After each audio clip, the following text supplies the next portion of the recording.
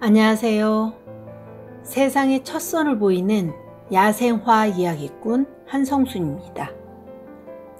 오늘은 세상의 첫 선을 보이는 야생화 이야기 12편 예수님의 십자가를 만든 산딸나무를 소개해 드리도록 하겠습니다.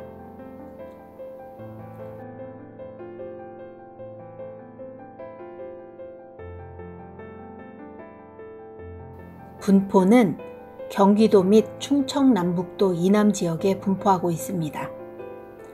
층층나무과에 속하는 낙엽 교목입니다. 산 기슭이나 산골짜기에서 흔히 자랍니다. 키는 10m 정도 자라고 가지들이 층을 이루며 달립니다.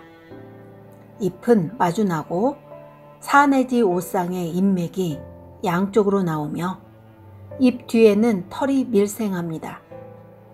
꽃은 6월 무렵 가지 끝에 물이 지어 핍니다. 열매는 10월에 붉게 익습니다. 꽃받침이 씨를 감싸는 과육으로 자라는데 단맛이 나고 날 것으로 먹을 수 있습니다. 응달에서 잘 자라는 식물이지만 반그늘 또는 양지 바른 곳에서도 자랍니다. 청초하게 피는 화려한 꽃과 가을에 열리는 빨간 딸기의 모양을 열매로 보기 위해 정원에 심습니다.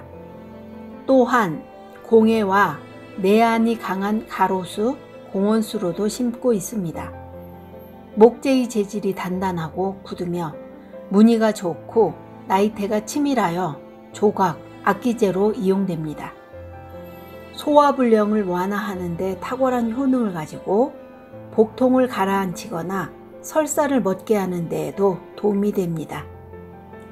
수피는 해열에 효과가 있고 순간적으로 기력을 회복하는 데에도 효능이 좋습니다.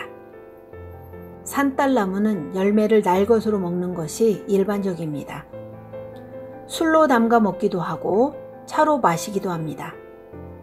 차로 마실 때에는 여느 열매와 달리 씨앗과 함께 열매를 말려서 가루로 만들어 물에 타서 마십니다. 꽃과 잎, 수피 등은 약재로 사용합니다. 꽃말은 견고입니다. 산딸나무의 전설을 소개해 드리도록 하겠습니다. 산딸나무 꽃은 십자나무 꽃이라고도 합니다. 예수가 못에 박힌 십자가가 산딸나무였기 때문에 이 나무가 마음 아파하였습니다. 이에 감동한 예수가 너의 꽃잎이 십자가 모양을 하되 가시관 형상을 하고 꽃잎 끝은 나의 못자국을 상징하는 상처를 지니고 피게 될 것이다 라고 하여 산딸나무라고 불리우게 되었다고 합니다.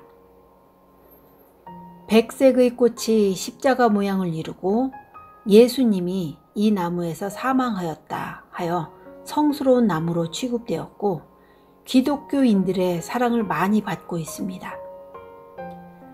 우리나라에서는 열매가 꼭 딸기처럼 생겨서 산에서 나는 딸기라는 뜻으로 산딸나무라고 불리게 되었습니다. 이 나무는 단단하고 질겨 옛날부터 방정용 북의 재료를 비롯하여 농기구 자루, 망치, 절구공이로 이용되어 왔습니다. 민간에서는 잎과 꽃이 약재로 이용되었습니다. 설사, 이질, 복통, 발열, 피부의 백납증의 경우에는 말린 것 8 내지 12g을 달여 마시면 됩니다. 외상출혈과 골절에는 말리지 않은 것을 찧어 바르면 매우 효과가 좋다고 합니다. 부작용은 없다고 알려져 있으나 껍질을 너무 많이 먹게 되면 복통을 수반할 수는 있습니다. 오늘은 세상의 첫 선을 보이는 야생화 이야기 12편 산딸나무를 소개해 드렸습니다. 감사합니다.